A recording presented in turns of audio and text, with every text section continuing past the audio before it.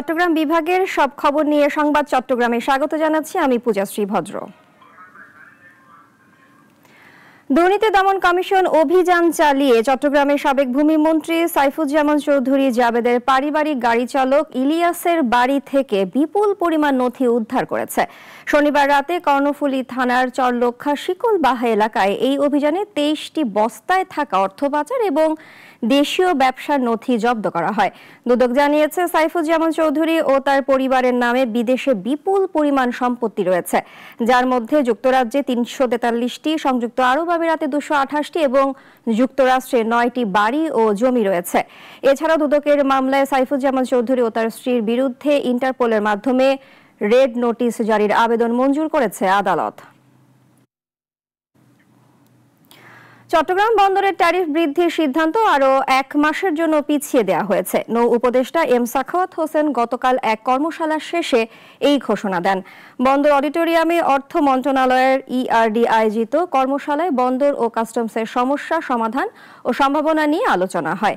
এতে অর্থ মন্ত্রণালয়ের প্রধান উপদেষ্টার বিশেষ সহকারী ডক্টর আনিসুজ্জামান চৌধুরী, নৌ পরিবহন মন্ত্রণালয়ের সিনিয়র সচিব, এনবিআর, বন্দর চেয়ারম্যান ও ব্যবসায়ী সংগঠনের প্রতিনিধিরা অংশ নেন।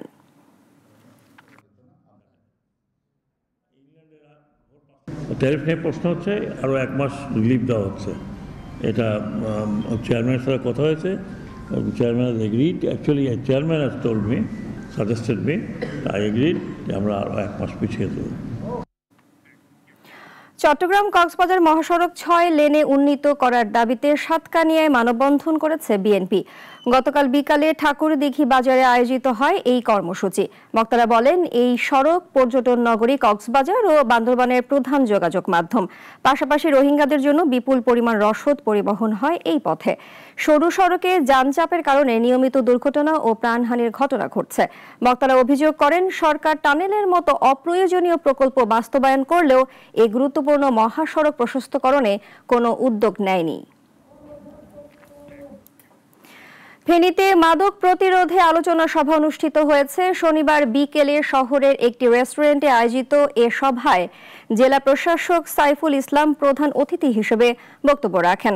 তিনি বলেন, তরুণ প্রজন্মের মেধা ও সৃজনশীলতা নষ্ট করছে মাদক। এ বিষয়ে সবাইকে সচেতন হতে হবে।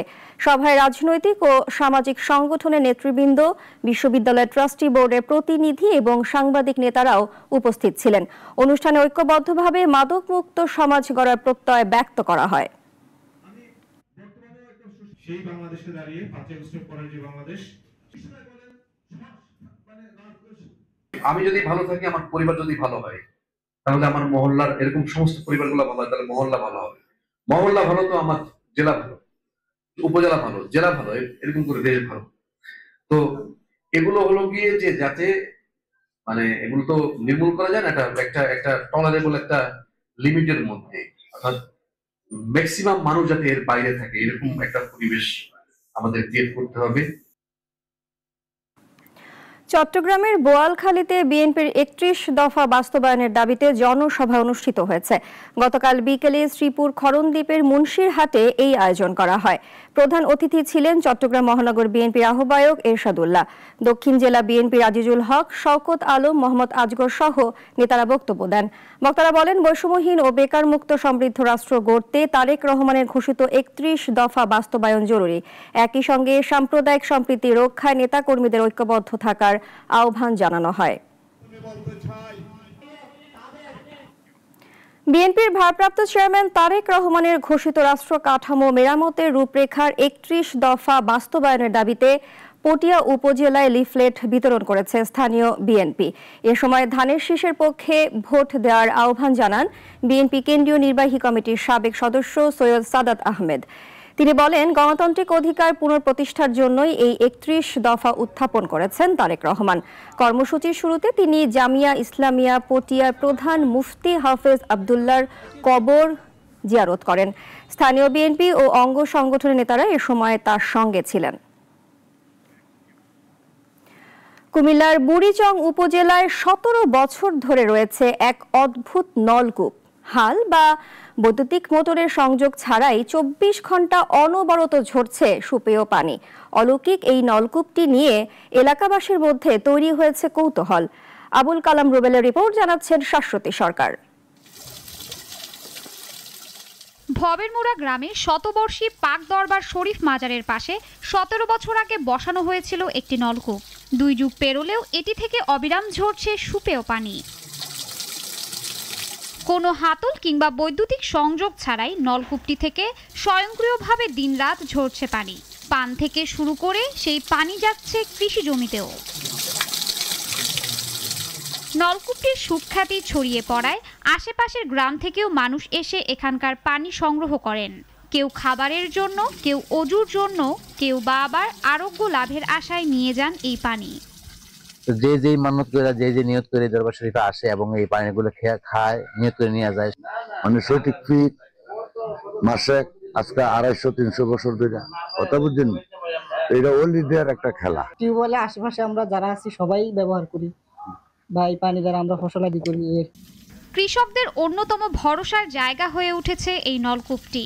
খরা মৌসুমেও গ্রামবাসীরা নলকূপের পানি থেকেই জমিতে সেচ দেন। তাদের কৃষি উৎপাদনও অন্য এলাকার তুলনায় স্থিতিশীল বলে জানায় স্থানীয়রা। অনেকে মনে করেন নলকূপটিতে আল্লাহর বিশেষ দোয়া বর্ষিত রয়েছে। এই বিশ্বাস থেকে প্রার্থনারও জায়গা হয়ে উঠেছে এই পুরনো নলকূপটি। কেউ খায়, কেউ গোসল করে, কেউ বোতলে নিয়ে যায়, এগুলা নিয়ত দিবেন করে। আর কলটা দেখছেন নি, কলটা নিযুক্ত করছে সাইপটা পানি তোলার জন্য। এটা যখন ফিটিং করছে, ফিটিং করার পরে আর কলের আর প্রয়োজন হয় না, ডান্ডাটার আর প্রয়োজন হয় নাকি, আলাতুল ভর্তি আছে। চৈত্র মাসে বা ফাগুন চৈত মাসে পানি থাকে না, তখন আমরা এদিকে স্প্রিং করতে পারি, আমাদের পানি বাচ্চা যায়, মেশিনে পানি দেওয়া লাগে না, এটা তো চলে যায় আর কি। ভবেরমুড়ার মানুষের জন্য নলকূপটি শুধু পানি নয়, ভরসা, বিশ্বাস এবং আশীর্বাদের প্রতীক হয়ে উঠেছে। শাশ্বতী সরকার, নাগরিক। ফেনীর সোনাগাজীতে শ্রমিক দলের নতুন কমিটির পরিচিতি ও আলোচনা সভা অনুষ্ঠিত হয়েছে। শনিবার বিকেলে চরছান্দিয়া সওদাগর হাট বিপ্লবী যুব সংঘ মাঠে এই সভা হয়। এতে সভাপতিত্ব করেন সাব্বির রায়হান তারেক এবং সঞ্চালনা করেন সাধারণ সম্পাদক সাইফুল ইসলাম ডালিম। প্রধান অতিথি ছিলেন উপজেলা শ্রমিক দলের সভাপতি নুরুল হুদা। বক্তারা বিএনপির ভারপ্রাপ্ত চেয়ারম্যান তারেক রহমানের নির্দেশনায় ঐক্যবদ্ধ থেকে জনকল্যাণে কাজ করার আহ্বান জানান। পাশাপাশি আগামী নির্বাচনে ধানের শীষের বিজয় নিশ্চিত করতে নেতাকর্মীদের মাঠে থাকার তাগিদ দেন তারা। চট্টগ্রামে বর্ণাঢ্য আয়োজনে অনুষ্ঠিত হয়েছে আন-নিসা একাডেমির বিজ্ঞান মেলা ও হিপস সবক অনুষ্ঠান। গতকাল বিকালে আইস ফ্যাক্টরি রোডে একাডেমি কার্যালয়ে এই আয়োজন করা হয়। প্রিন্সিপাল হাফেজ মাওলানা মোহাম্মদ মাহবুবুর রহমানের সভাপতিত্বে অনুষ্ঠানে প্রধান অতিথি ছিলেন আন্দরকিল্লা শাহী জামে মসজিদের ইমাম মাওলানা আনোয়ারুল হক আজহারি। বক্তারা বলেন, কুরআন ও আধুনিক বিজ্ঞানের সমন্বিত শিক্ষা প্রদানে প্রতিষ্ঠানটি দৃষ্টান্ত স্থাপন করেছে। শিক্ষার্থীদের অনুপ্রেরণা যোগাতে এমন আয়োজন গুরুত্বপূর্ণ। পরে শিক্ষার্থীদের হিপস সবক প্রদান করে তাদের সফলতার জন্য দোয়া করা হয়। কক্সবাজারের উখিয়ার পালংখালী ইউনিয়নের থাইংথালি তেলখোলা এলাকায় অস্ত্রধারী সন্ত্রাসীদের দৌরাত্ম্যে চরম আতঙ্কে দিন কাটাচ্ছেন সাধারণ মানুষ। গবাদি পশু লুট, রাখাল নিখোঁজ হওয়া আর রাতভর গুলির শব্দে অস্থির হয়ে উঠেছে কৃষক ও শ্রমজীবী পরিবারগুলো। ভুক্তভোগীরা অভিযোগ করেন, পাহাড়ে আধিপত্য বিস্তারকারী সশস্ত্র গ্রুপ তাদের হুমকি দিচ্ছে। রাখালদের গুম করা হচ্ছে, পশু লুট হলেও ফেরত আসে না। রাতের পর রাত গুলির শব্দে আতঙ্কে ঘুমাতে পারেন না তারা। এলাকাবাসী অবিলম্বে আইন শৃঙ্খলা বাহিনীর কার্যকর পদক্ষেপের জোর দাবি জানিয়েছেন। অস্ত্র বানাইয়া অস্ত্রের ভাঙ্গে ক্যাম্পে দেয়, এরা আবার এই অপহরণ করে এরা টাকা লয়, আর যদি টাকা না দিলে এদেরকে মারে ফেলে। তো এইটা আমরা এই আইনগতভাবে একটা আমরা নিরাপত্তা চাই।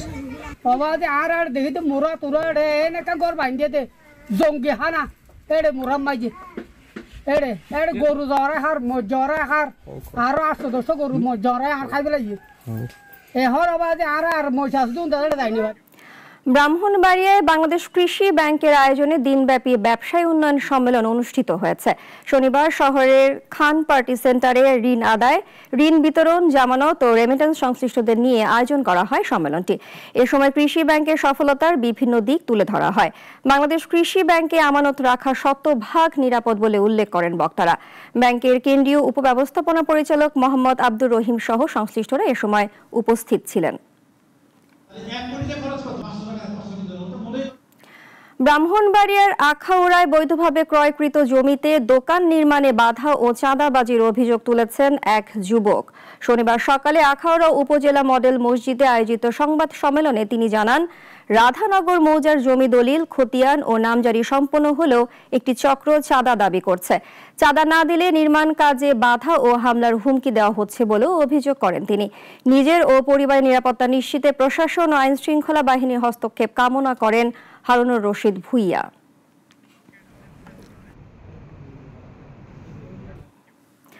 এখন এই পর্যন্তই। চট্টগ্রাম বিভাগের সব সংবাদ নিয়ে প্রতিদিন দুপুর 1টায় থাকছে সংবাদ চট্টগ্রাম। এরপর বিকাল 4টায় বিশ্বের ঘটে যাওয়া সব ঘটনা নিয়ে নাগরিক সারা বিশ্ব দেখার আমন্ত্রণ রইল। ধন্যবাদ সবাইকে।